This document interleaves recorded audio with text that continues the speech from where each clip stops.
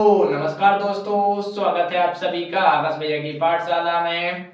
आप सभी को नंबर्स की हार्दिक शुभकामनाएं और मैं आशा करता हूं आप सभी की पढ़ाई बहुत अच्छी चल रही होगी और इसी तरह से आप लोग पढ़ते रहिए और नए वर्ष में आप अच्छी आदतों का आदत डालिए कि आप इस प्रकार की आदत डालें जो आपके जीवन में आपको लाभकारी सिद्ध हो। ठीक है, तो आज का विषय है हमारा how to get good marks in board exam from जनवरी।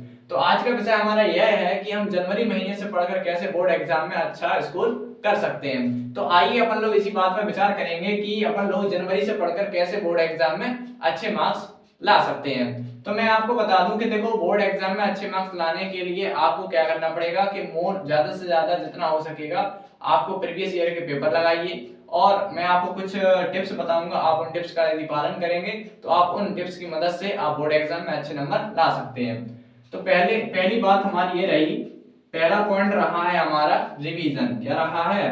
पहला पॉइंट है हमारा रिवीजन। अब कई बच्चे पूछते हैं कि भैया रिवीजन किस प्रकार किया जाए। तो मैं आपको बता दूं, रिवीजन देखो, आप जैसे मान लो एक तो होता है डेली रिवीजन। क्या होता है? Daily revision. तो आप देखो डेली रिवीजन भी कर सकते हैं और वीकली रिवीजन भी कर सकते हैं। क्या कर सकते हैं? Weekly revision.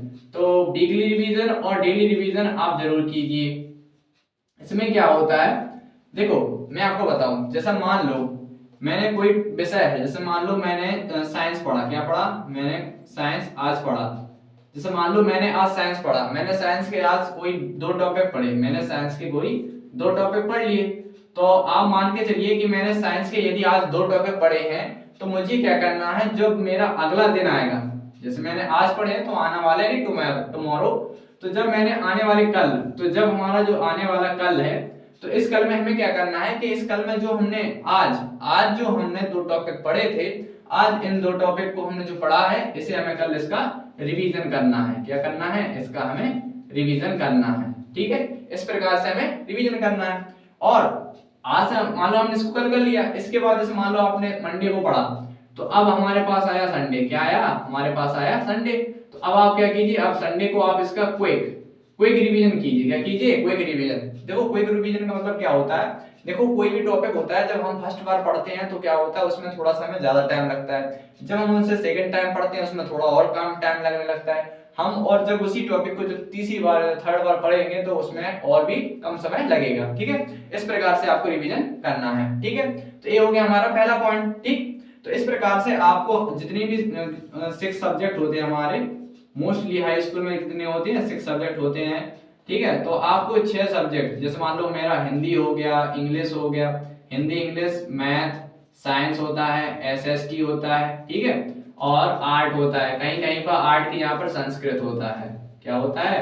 कहीं कहीं पे कहीं, जैसे बिहार बोर्ड है, बिहार बोर्ड में आर्ट की जहाँ पे संस्कृत भी होता है। ठीक है, तो हमें क्या करना है, हमें 6 सब्जेक्ट, जो हमारे 6 सब्जेक्ट है, हमें 6 सारे सब्जेक्टों का डेली रिवीजन करना है। क्या करना है? हमें जितने टॉपिक पढ़ना है हमें उनका रिवीजन भी करना है। ठीक है, तो पहला पॉइंट हो गया था हमारा रिवीजन। ठीक है, तो हमें रिवीजन जरूर करना। ठीक, अब बात आती है हमारे दूसरे पॉइंट पर। अब दूसरे पॉइंट पर आता है PYQs। क्या आता है? PYQs। PYQs का मतलब होता है प्रीवियस ईयर क्वेश्चन पेपर, यानी जो हमारे बोर्ड एग्जाम में विगत वर्षों में हमसे पूछे गए हैं। बोर्ड एग्जाम में जो हमारे पास जितने भी क्वेश्चन हमसे पूछे गए हैं, तो बोर्ड एग्जाम में जितने भी क्वेश्चन पूछे गए हैं हमें क्या करना है, हमें उनका अभ्यास करना है, उनका हमें प्रैक्टिस सेट लगाना है। जो पिछले साल में जितने भी क्वेश्चन आए हैं, वो आपके मैथ्स के हो, वो आपके इंग्लिश के हो, वो आपके साइंस के हो, एसएसटी के हो, या किसी भी सब्जेक्ट के हो, तो आपको क्या करना है, जो भी हमारे प्रीवियस ईयर पेपर है हमें उन्हें लगाना है। देखो उन्हें लगाने का फायदा क्या होता है, यदि हम उन्हें लगाते हैं तो क्या हो जाता है, हमें कई सारे क्वेश्चन इस प्रकार से मिल जाते हैं, हमें पता चल जाता है कि ये क्वेश्चन बहुत ज्यादा बार रिपीट हो रहा है और इसके आने के चांस ज्यादा है। तो हमें पता चल जाता है कि ये वाला क्वेश्चन पिछले साल नहीं आया था, तो और उसके पहले भी नहीं आया, तो इस साल आने के चांस इसके ज्यादा है। तो इससे फायदा ही हो जाता है। और क्या होता है कि जब हमारा कोई भी बोर्ड हो तो जो एग्जामिनर होते हैं वो पेपर किस प्रकार बनाते हैं, वो हमारे पास जो पुराने जो पेपर्स होते हैं उन्हीं पेपर्स की मदद से जो नया पेपर होता है उन्हीं को बनाते हैं। तो इसमें क्या हो जाती है, इसमें ये सोचो आप 90% चांस होते हैं कि PYQ में से आपका जो प्रेजेंट टाइम का पेपर होता है, जो हमारा प्रेजेंट टाइम का पेपर होता है, प्रेजेंट टाइम का जो हमारा पेपर रहेगा, प्रेजेंट टाइम का जो हमारा पेपर होता है वो हमारा PYQ में से बनता है 90%। तो आप ये सोचिए कि PYQ लगाने का कितना फायदा होता है, 90% फायदा होता है। ठीक है, तो आप PYQs जरूर लगाइए। ठीक है, अब बात करेंगे अपन लोग तीसरे की। तीसरी चीज क्या है हमारी, तीसरी चीज है हमारी प्रेजेंटेशन। क्या है हमारी प्रेजेंटेशन। तो इसमें क्या होता है कि हमारा जो प्रेजेंटेशन होता है, प्रेजेंटेशन बहुत ज्यादा महत्वपूर्ण होता है, जैसे हम बोलते हैं प्रस्तुतिकरण। आप मान लीजिए आपका कोई भी आंसर है, तो आप अपने आंसर को किस प्रकार एग्जामिनर के सामने प्रस्तुत कर रहे हैं, आप उसे प्रेजेंट कर रहे हैं, तो आपके जो मार्क्स होंगे उसमें उसी प्रकार के मिलेंगे। यदि आपने, जैसे मान लो मैं आपको बताऊं, जैसे मान लो कोई हमने एक आंसर लिखा, ठीक है, हमने कोई एक आंसर लिखा, उसमें क्या है, उसको बहुत थ्योरी टाइप से लिख दिया। क्या कर दिया, बहुत थ्योरी, उसमें थ्योरी हमने लिख दी। तो एक तो ये हो गया फर्स्ट प्रेजेंटेशन। अब सेकंड प्रेजेंटेशन क्या है, किसी दूसरे ने एक आंसर लिखा, ठीक है, किसी दूसरे ने आंसर लिखा, उसने क्या किया, उसने उसे पॉइंट वाइज लिख दिया। क्या लिख दिया, एक पॉइंट लगा दिया, फिर दूसरा पॉइंट, फिर तीसरा पॉइंट, फिर चौथा पॉइंट, इस प्रकार लिखा। अब मान लो कोई एक तीसरा थर्ड स्टूडेंट है, अब थर्ड स्टूडेंट ने क्या किया, उसने भी एक आंसर लिखा। अब उसने क्या किया, अपने आंसर को एक डायग्राम फ्लो चार्ट के माध्यम से उसने लिखा दिया।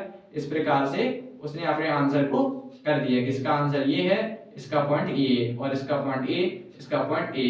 तो अब आप ये देखिए, जब एग्जामिनर इतना तो थ्योरी पढ़ेगा नहीं, हाँ पॉइंट वाइज पढ़ लेगा, और जब वो उसको देखेगा फ्लो चार्ट वाइज देखेगा, तो इसमें क्या है, मान लो आपसे बोला जाए इसमें से 10 आउट ऑफ 10 में से नंबर दीजिए, तो यदि आप एग्जामिनर इसमें से देगा, तो मैं तो इसको दूंगा 10 में से 3 नंबर, और इसको मैं देना चाहूंगा 7 नंबर 10 में से, क्योंकि इसने पॉइंट वाइज लिखा है। और यदि आप फ्लो चार्ट वाइज लिखते हैं, तो इसमें संभावना होती है कि आपको एग्जामिनर 10 में से 10 नंबर जरूर देगा।